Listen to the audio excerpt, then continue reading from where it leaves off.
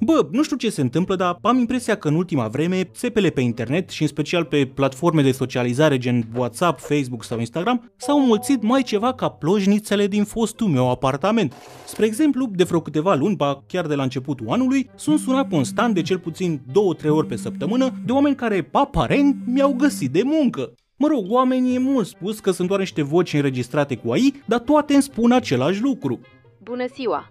CV-ul dumneavoastră a fost acceptat. Vă rugăm să ne contactați pe WhatsApp. Și atât, apoi închid. Prima dată când m-au sunat eram, bă frate, stai o leacă, ce CV? Adică ultimul CV pe care l-am depus a fost acum 8 ani când voiam să plec în Noua Zeelandă. M-au acceptat ăia din Noua Zeelandă? Dar evident că nu erau ăia din Noua Zeelandă, ci doar o simplă țeapă românească. Aparent, după ce îi contactezi pe WhatsApp, te vor pune să te înregistrezi pe ceva site-uri sau aplicații unde Sanchi poți câștiga sute de lei pe zi, dând like la ceva videoclipuri de pe TikTok. Și nu te mint, chiar faci bani, grămezi de bani, sute sau chiar mii de lei, crezi banii acolo de mai că-ți vine să-ți dai demisia și să te bagi full-time. Problema e atunci când vrei să scoți acești bani că îți vor cere mai întâi să depui 30% din sumă. Gen, vrei să scoți 1000 de lei, mai întâi trebuie să depui 300, lucru care are sens, că trebuie să trăiască și oamenii aia din ceva, nu? Mă rog, poate că ar fi avut mai mult sens să-ți oprească direct din suma pe care vrei să o retragi, dar dacă asta e politica, acum ce să-i faci? În momentul ăsta, poate te gândești că e doar o țeapă, dar ai muncit mult la like-urile alea și în plus, dacă nu-i țeapă, nu poți să lași banii acolo. Așa că depui 300, retragi 1000 și apoi aștepți cu inima cât un purice să-ți intre banii pe card. Și ți intră, la Sfântul așteaptă, ți intră că nu-ți mai intră nimic. Acum, auzind țeapa descrisă de mine, probabil te gândești, bă, Jimmy, că era evident, ești nebun, cine e atât de prost încât să nu-și dea seama că e țeapă? Bă, da, poate că așa e, pentru mine a fost evident, pentru tine probabil că e evident, dar ai rămâne surprins câți oameni naivi sau în vârstă cad în plasa țeparilor de genul. Problema e că, în general, oamenii ăștia nu prea spun la nimeni, iar de mers la poliție, nu mai zic, foarte rar se găsește câte unul. Pentru că, nu e ușor să recunoști că ai fost păcălit, vorba aia, ce o să zică lumea, să mă creadă prost după aia, lasă, pai, am pierdut, o să-mi fie învățătură de minte de acum. Dar se învață minte? Nu se învață, evident, și știu asta din proprie experiență, pentru că cel mai bun exemplu e mama, care recent a descoperit internetul. Dar înainte să vă zic despre aventura lui maică-mea pe internet, trebuie să menționez că povestea de azi este sponsorizată de Surfshark. Pentru cei care nu știu, Surfshark e un VPN, adică o rețea virtuală privată, care îți ascunde identitatea atunci când navighezi pe internet. Mamă, ce mi-au făcut ăștia, mă, că iară nu mai pot să intru pe Facebook. Exact, pe internet hoții e mulți, cum ar spune de data asta mama, iar Surfshark nu doar că îți oferă protecție și avertizări împotriva programelor dăunătoare, dar îți permite și accesul la pagini care sunt blocate în România, cum ar fi servicii de streaming sau știri. Vrei să vezi cum arată Netflix în India? Bam, cu un singur click te-ai mutat în India și acum poți să vezi toate serialele indiene de-i plac lui maică-ta. Sau poți găsi prețuri mai mici la bilete de avion sau cazări, că și ăștia-s hoți și au prețuri diferite în funcție de țara de unde cumperi. În plus, dacă vrei să fii sigur că datele tale rămân ale tale, poți alege Surfshark One, care pe lângă VPN vine și cu antivirus și alerte în cazul în care datele tale au fost compromise de anumite site-uri. Iar lucrurile bune nu se termină aici, pentru că dacă intri pe surfshark.com/jimmyhex, nu doar că te vei bucura de toate aceste beneficii la preț de o cafea pe lună, dar vei primi în plus încă 4 luni extra. Iar astea fiind spuse, hai să revenim la povestea noastră. E bine, povestea de azi începe ca de obicei cu Jimmy, adică eu fiind o leacă fără creier. Bă frate, nu știu ce a fost în capul meu să învăț pe maică-mea să umble pe internet, dar prea mult creier sigur n-a fost. Vezi tu, ai mei părinți sunt destul de în vârstă, m-au făcut la peste 30 de ani, acum sunt săriți amândoi de 60 și în concluzie n-au fost niciodată cu internetul. Iar lucrurile ar fi rămas în continuare așa dacă mă ducea și pe mine un pic mai mult capul. Anul trecut de ziua lui maică-mea, în loc să iau o rochie, o bluză sau orice altceva, m-am gândit eu, că atât mă duce mintea, să-i fac cadou un telefon nou. Și doar nu puteam să iau tot unul de la cu butoane, că de la avea, i-am luat unul de ăsta de ultimă generație, la abonament cu minute și internet nelimitat. Intenția mea a fost bună, că m-am gândit că dacă tot n-ajung așa des pe acasă, măcar să ne mai vedem pe video. Pălărie, mai deștept decât mine, i-a luat o bluză și, sincer să fiu, maică-mea a fost mai încântată de cadoul lui decât de al meu. Inițial, când a văzut telefonul, era: da, e frumos, dar nu cred că mă descurc eu să-l folosesc. Zic, lasă că te înveți. Mă mai învăț, la vârsta asta ce să mă mai învăț?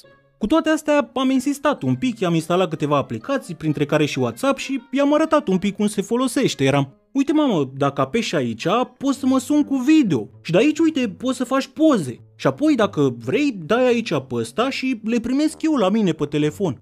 Maică mea însă părea că s-ar duce mai degrabă să probeze bluza de la pălărie decât să se holbeze cu mine la telefon. Era, da, lasă că mă uit eu mai târziu. Așa că în final nu pot să zic că i-am arătat prea multe, iar când am plecat eram convins că o să facă cu el fix ce a făcut și taică-miu cu al lui, adică să-l bage într-un sertar și să rămână la ăla cu butoane. Da, m-am înșelat, bă, și cât de rău m-am înșelat. Peste o săptămână, cine crezi că îmi dădea ad pe Facebook? Mama, zic, du-te, dracu, nu te cred.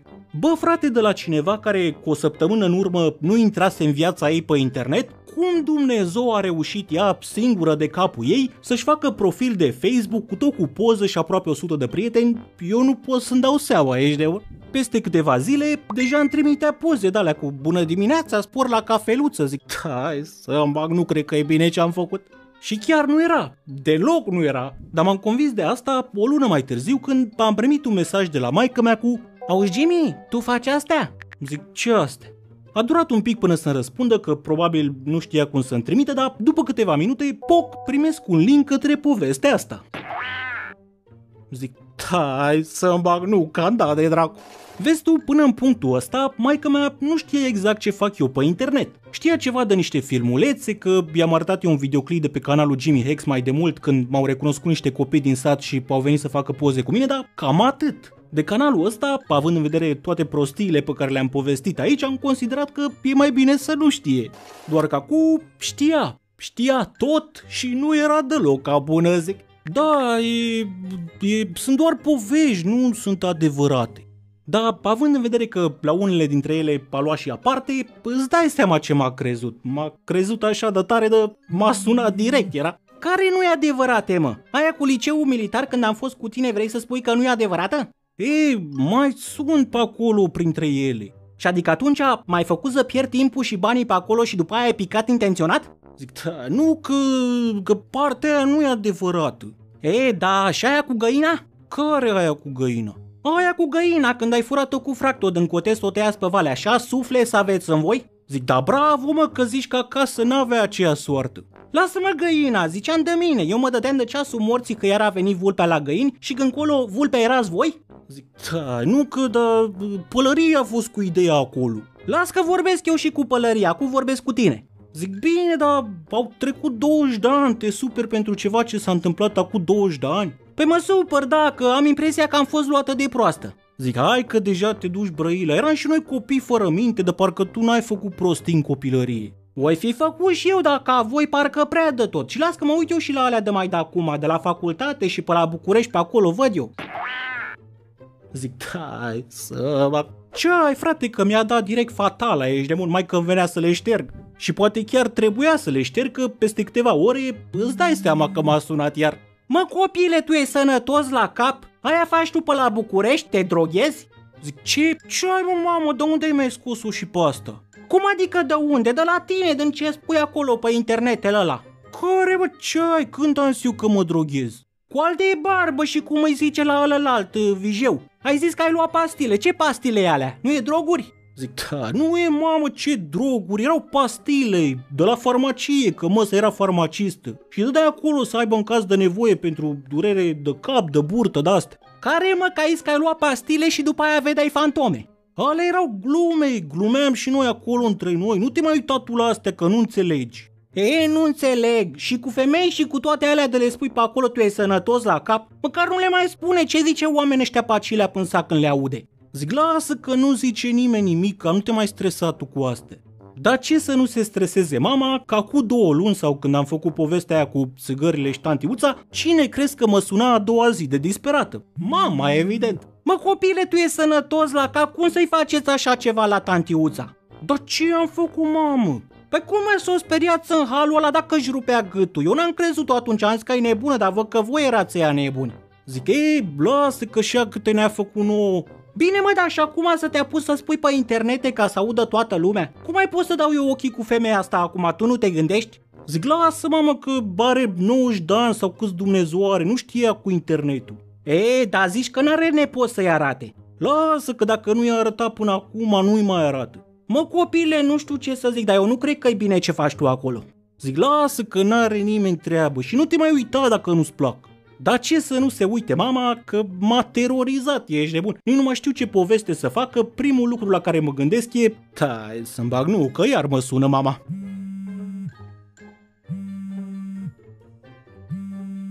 Și nu doar că mă sună, dar de când mi-a descoperit poveștile, a devenit practic cel mai mare hater al meu. Într-o zi mi-a zis, auzi mă băiete, de ce nu ți-ai mă și tu un loc de muncă ca lumea? Ai terminat o facultate, vorba aia, stai și spui prostii pe internet, ăla, așa om serios ești tu? La care eu, în loc de răspuns, i-am trimis filmulețul ăsta. Nu a găsit, a căutat băieții ca să muncește și n-a găsit. Nu sunt locuri de muncă? Nu sunt locuri. Mă mir că încă nu știa că acum mai nou pare și TikTok. Acum că nu-i plac lui mama poveștile mele, nu trebuie să placă la toată lumea, dar nu asta e problema cea mai mare. Problema cea mai mare e că mama e foarte naivă și crede absolut tot ce vede pe internet. Lucru pe care pot să-l înțeleg într-un fel, că eu când am intrat prima dată pe internet am crezut că am câștigat $1.000.000. Cred că v-am mai zis asta într-o poveste, dar eram la internet cafe prima sau a doua oară în viața mea când intram pe internet și la un moment dat, mi-apare un mesaj mare în mijlocul ecranului. Felicitări, sunteți persoana cu numărul 1.000.000 care intră pe pagina asta, ați câștigat $1.000.000. Clic aici pentru a vă revendica premiul. Adică practic cea mai veche țeapă din istoria internetului. Dar nu și pentru mine, că eu am zis, bă dă-mă dracu ce noroc pe mine, ești nebun. Așa că am dat click acolo, am completat nume, prenume, adresă, CNP, toate alea și acum aștept să-mi vină milionul. Și da, încă l-aștept că nici până acum n-a ajuns, o ajunge el într-o zi. Nu, dar revenind la maica mea, da, pot să o înțeleg că și eu am fost prost la început, doar că ușor m-am deșteptat. Mama însă pare că nu se învață minte, indiferent de câte țepe și-ar lua. Adică, într-un an și un pic de când are telefonul, pare la activ numai puțin de 4 țepe. Și de astea știu eu, că în realitate probabil sunt mai multe. Prima țeapă, și asta e chiar din primele luni, mă sună într-o zi de disperată și face: auzi Jimmy, tu știi ce e ăla Revolut? Zic, da, e o aplicație, de ce? Păi și cum îmi fac și o Revolut ăsta? Trebuie să instalez, da, de ce, la ce trebuie? Trebuie să trimit cuiva 3 milioane. Zic, cui, că-i trimit eu dacă e. Poți să trimiți tu? Da, dar trebuie să-mi dai numărul de telefon la ăsta de vrei să-i trimiți. Eu mă gândeam că vrea să-i trimită frunui băiat de a da cu coasa sau cu sapa prin grădină, că dacă eu nu mai sunt acolo iar pălărie cu munca și n-are timp, din când în când mai bagă cât un băiat de pe acolo să-i ajute. La care maică mea, păi nu, că n-am numărul, am dat pe ăsta pe telefon. Cum adică pe telefon? Nu știu mă, pe ăsta am dat pe ceva și mi-apare să trimit pe Revolut ăsta. Adică pe ce? Ai dat un link de plată sau cum? Da mă, nu știu, am dat aici pe telefon, nu știu eu că nu mă pricep. Păi și cine e ăsta? Cui vrei să trimiți? Lui Gigi Becali. Bă frate, mi s-a părut că n-am auzit bine, ești nebun, zic. Ce? Stai un pic, cum adică lui Gigi Becali?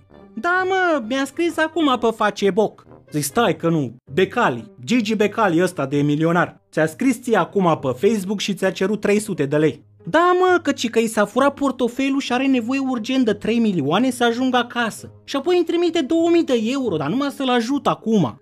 Zic, da, bă mamă, ăla nu e Becali, e o țeapă, o păcăleală, înțelegi? Ce ai mă, cum să fie păcăleală, că Becali e om serios, nu face el de-astea. Păi da, ăla nu-i Gigi Becali, aia zic, e unul care se dă drept Gigi Becali și păcălește lumea pe internet. N-are cum, care poză cu el acolo, el e Gigi Becali.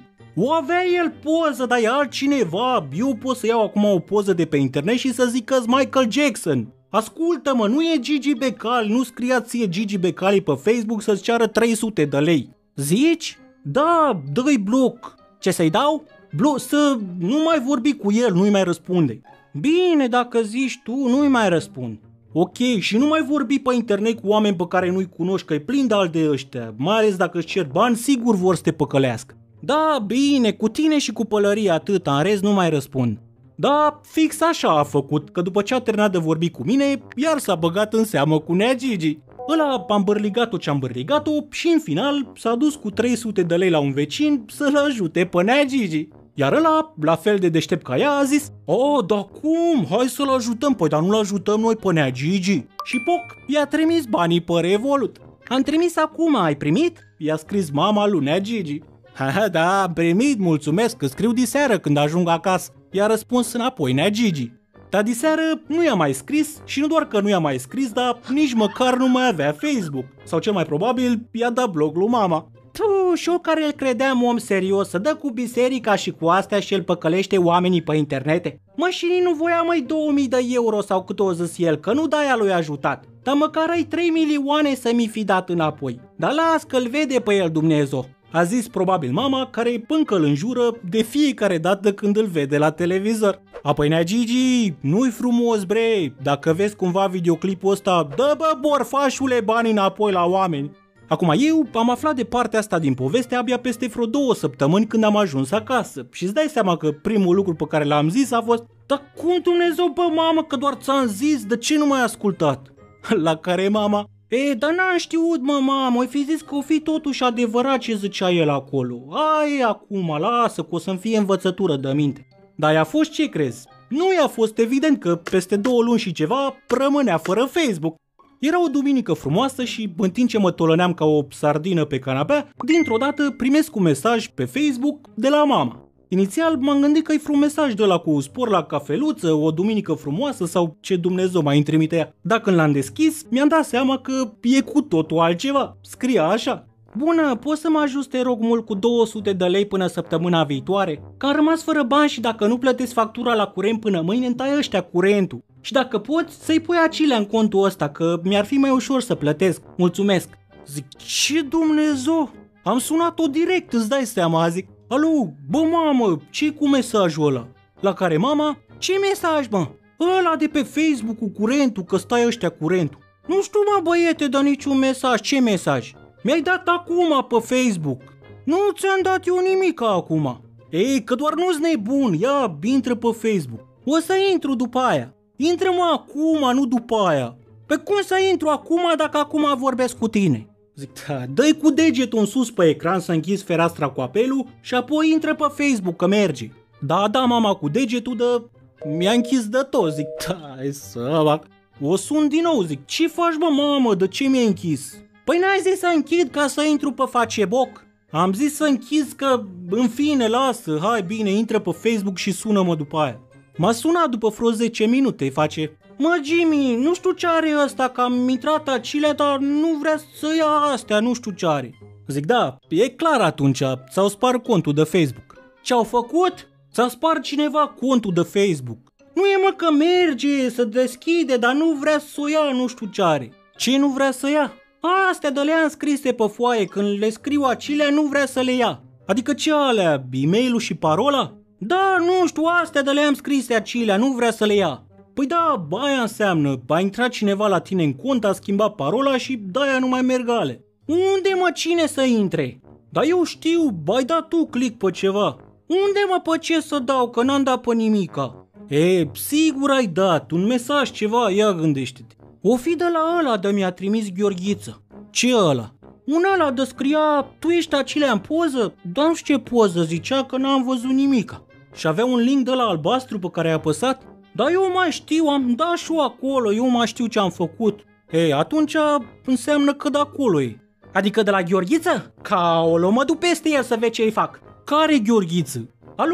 Alu buzatul de Vale, nu, că mă duc acum, stai să vezi. Zic, lasă, nu te duce niciunde, că nu e ăla. Păi cum, n-ai zis că de acolo e? Da, sigur nu ți-a spart el contul. Nu de alta, dar Gheorghiță ăsta are vreo 50 și ceva de ani, din care de școală maxim 8. Mă îndoiesc că știa el să spargă conturi de Facebook. Cel mai probabil a primit un mesaj de la cineva, de la cu trimite acest mesaj la 7 prieteni din lista ta, că altfel mor până mâine. Și omul l-a trimis, că nu voia să moară. La care maică mea: păi bine, dar acum eu... Da! Zic, ce? Nu, stai o leacă că mă strigă ăsta Florina lui Rodica. Da, Florine, stai așa că viu acum. Aolo, ce mai vrea și ăsta acum? Stai o leacă. Acum eu am rămas în telefon, nu știam ce se întâmplă acolo, dar până cu auzeam pe maică mea. Da, Florine, ce-i? Să trăiești. Adică, pentru ce? Dar nu i-am cerut eu, când i-am cerut? Nu e, maică, că nu i-am cerut eu, e sigur că la mine tot trimis? Nu știu, maică, hai bine, dă-i în coada, zi-lui măta să treacă pe la mine mai pe seară, că eu nu știu pentru ce te trimise. Da, bine, hai strești. Aoleu, că amețit mai e și copilul ăsta. Zic ce? Ăsta micul al lui Rodica a venit cu 2 milioane la mine că l-a trimis măsa să-mi aducă, că i-aș fi cerut eu, dar eu nu i-am cerut nimica. Zic, da, e de pe Facebook, aia scria, cereai 200 de lei. Dar n-am cerut eu, mă, nimica. Nu tu, bă, ăla de ți-a spart contul, cerea 200 de lei urgent. Păi și dacă cerea ăla, de ce mi-aduce mie? Zic, da, pentru că se dădea drept tu, ca baia cu Gigi Becali. Aolo, păi și cum, adică acum cum fac? Că să intru acolo să le spui la ăștia că vin naiba toți acilea la poartă. Zic, ce să nu prea ai ce să fac, adică poți să încerci pe mail, dar nu cred că trimite alea de le ai pe foaie, poate reușesc eu ceva. Da, am reușit pe dracu, că am pierdut o zi întreagă încercând să-i recuperez contul și n-am reușit nimic. Bine, adevărul e că nici ăla de la Spar n-a reușit mare lucru cu el, adică el a trimis cel mai probabil mesajul ăla cu trimite-mi 200 de lei până săptămâna viitoare la toată lista de prieteni, iar unii dintre ei poate l-au crezut. Dar ce n-a avut el în vedere e că ăștia pe acolo pe la țară nu prea se iei cu cardurile. Cum a fost și cazul lui Rodica, care i-a trimis să-i 200 de lei, dar nu pe card, l-a trimis pe FIS-o la mama la poartă. Cât despre mama, acum are alt cont de Facebook, refăcut de la zero, cu poze noi și o nouă listă de prieteni. De fapt tot aia, dar fără Gheorghiță, care a ajuns alături de Gigi Becali pe o altă listă. Lista nenorociților care au vrut să o păcălească pe internete. Acum, după întâmplarea asta, maică-mea parcă s-a mai deșteptat o leacă. Adică pare ceva mai atentă cu mesajele, nu mai răspunde la toate persoanele necunoscute și nu mai dă click chiar așa pe toate linkurile. Dar asta nu înseamnă că a scăpat încă de țepe, nici de cum. Dă în ele mai ceva ca vijai în păcănele. Nu trec 2 luni că iar aud că a dat o gherlă. Într-un weekend eram pe la țară, la un grătar și o bere 2, ok, bine, poate mai multe, iar la un moment dat, cum stăteam eu de vorbă cu maică-mea acolo în curte, dintr-o dată o aud, aolo, stai că trebuie să-mi iau pastilele. Nimic neobișnuit aici, că pare ceva probleme de sănătate și ia niște pastile în fiecare zi. Doar că atunci când s-a întors la masă, a venit cu un pumn întreg de pastile și a început să le zvârle pe gât una câte una. Zic, ce sale, mamă, pentru ce le iei? Pentru reumatism. Zic, păi și nu-s cam multe să le iei așa pe toată odată? Nu, că așa trebuie. Zic, da, mi se par cam multe, dar dacă așa ți-a dat medicul... Da, așa mi-a zis băiatul ăla la telefon. Zic, la telefon? Păi și inițial când te-a văzut ce a zis? Păi nu, că doar la telefon am vorbit. Zic, ce? Păi și cum? Adică de unde știu ce să-ți dea dacă nu te-a văzut? Păi am zis eu așa, ce mă doare, ce una alta. Zic, ok, bine, dar adică nu știu cum e cu reumatismul și cu asta, dar nu trebuia să faci un control, ceva, să te vadă, adică rețeta cum ți-a dat-o? Păi nu, că nu trebuie rețetă. Și adică cum, ai vorbit așa un pic la telefon și după aia te-a trimis la farmacie? Nu, că nu se găsește la farmacie, mi-a venit direct acasă.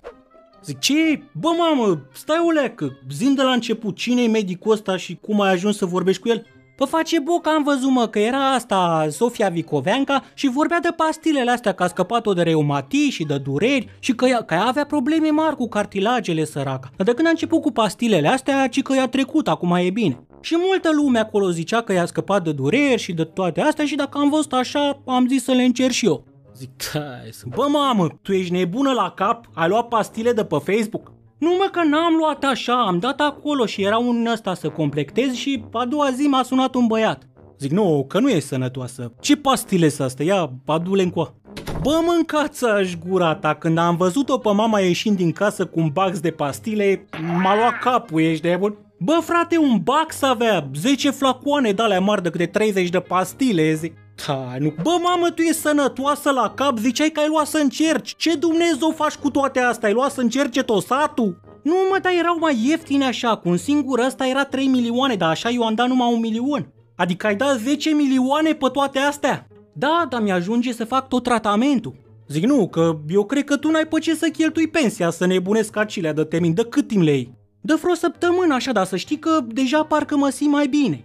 Zic, da, că ai și de la ce să te simți. Ia uite ce scrie acelea. Conține extract de usturoi, extract de urzică, vitamina B6, plante tibetane, ingrediente, du-te, recu, nu te cred, ingrediente secrete testate de NASA. Bă, frate, nu glumesc, chiar așa scria, ingrediente secrete testate de NASA, ești de bula cap. Îți dai seama, am pus mâna pe bac și du-te, adică direct în WC-ul din fundul curții m-am oprit. Maică mi-a urlat după mine, mă copile, stai mă, ce-ți veni? Lasă-le mă că, aolo, nu le arunca mă, ce-ți veni? Zic, bă mamă, eu cred că tu nu ești întreagă la minte, ziceai de mine că am luat pastile de la barbă, că ce erau alea, droguri? Când colo tu iei toate prostiile de pe Facebook, astea sunt mai rău decât toate drogurile, nici măcar nu știi ce conțin. Auzi, ingrediente secrete testate de NASA, tu realizezi? Unde mă că erau acolo medici care vorbeau de ele și ziceau că-s bune? Erau pe naiba, ți-am zis să nu mai crezi tot ce vezi pe internet. Las că-ți fac eu programare la un medic de ăsta reumatolog dacă ai nevoie și poate treci și pe la psihiatru dacă tot ajungi pe acolo. Inițial, maica mea evident că s-a supărat și maică n-a vorbit cu mine toată ziua. Dar i-a trecut însă până a doua zi când trebuia să plec și pentru că i-a trecut am profitat de ocazie și i-am zis: bă mamă, fii atentă, de azi, înainte să faci orice pe internet care implică bani, fie că îți cere cineva 200 de lei pe Facebook, fie că vrei să dai comandă de ceva, mă suni înainte și mă întrebi, bine? Da, bine, o să te sun. Fii atentă că dacă au că ți-ai mai luat pastile de pe Facebook sau pe alte prostii de-astea, eu închid abonamentul și ți iau și telefonul de te întorci înapoi la ăla cu butoane. Da mă, bine, am înțeles. Bă, și trebuie să recunosc că de data asta chiar a înțeles. Acum mă sună de fiecare dată când vrea să-și cumpere sau să plătească ceva pe net și cel puțin din câte știu eu, recent nu și-a mai luat nicio țeapă pe internet. Doar că din păcate, țepele nu se dau doar pe internet. Iar acum vreo 3 săptămâni a fost ziua ei și am sunat-o undeva pe la 10 dimineața, zic: alo, hai la mulți ani, bre, ce faci? Mulțumesc, uite ce să fac, mă duc până în Pitești. Iau, te împlimbi, a? E, nu, că mă duc la un eveniment de sănătate. Zic, ce ăla? Eveniment de sănătate. Am auzit, dar cu ce ocazie? E, nu știu exact, m-a sunat un băiat zilele trecute de m-a invitat. Zic, stai o leacă. Cătălin? Ce Cătălin? Așa-l chema pe băiatul ăla de te-a sunat, Cătălin? Parcă nu mai știu, un băiat așa de vorbea frumos. Zic, da, e clar, ăla e. Nu de alta, dar eu și Cătălin suntem prieteni la Cataramă. De vreo 2 luni mă sună cu evenimentul lui de sănătate de cel puțin 2 ori pe săptămână. Șmecheria e să te facă să te duci acolo unde o să-ți vândă chinezării de pe Temu la suprapreț. Zic, bă mamă, vezi de treaba ta, nu te du niciunde că e păcăleală. E, ce păcăleală mă, că mi-ai zis că e gratis și mai dau și nu știu ce cadou. Da, te păcălesc că îți dau nu știu ce smartwatch și când ajungi acolo îți vând tigăi. Nu cred mă, că părea serios băiatul ăsta. Părea pe naiba că e doar o voce înregistrată. E, nu cred, lasă că doar mă duc până acolo să văd despre ce-i vorba și dacă nu-mi place nu stau. Zic, bă mamă, ascultă-mă că o să ajungi acolo și o să-ți bage pe gât toate prostiile. Nu mă, că dacă zice să cumpăr ceva, nu cumpăr nimic. Zic, treaba ta, dar eu zic să nu te duci. Dar m-a ascultat? Normal că nu m-a ascultat. Și cine are sed de tigăi dă 7 milioane acum? Mama, evident. Nu, și cam asta e povestea de azi. Apropo, nu uita să intri pe surfshark.com/JimmyHex pentru a prinde cea mai tare ofertă de la Surfshark. Mai vreau să ridic un pahar în cinstea celor de la Asus, dar și a membrilor care mă cinstez lunar cu bere. Mulți ani faini, bea o bere sau mai multe în cinstea voastră. Și nu uitați de taraba lui Jimmy, de unde vă puteți lua tricouri și anorace cu tengură vijai. Așa că nu da banii pe prostii, ia-ți tricoul cu Jimmy, intră pe jimmyshop.ro. Morala povești de azi, bă, dacă ai părinți sau bunici în vârstă care încă nu știu să umble pe internet, lasă-i așa că stau bine. Nu de alta, dar nu știi niciodată când are nevoie becale iar de 3 milioane. Cheers!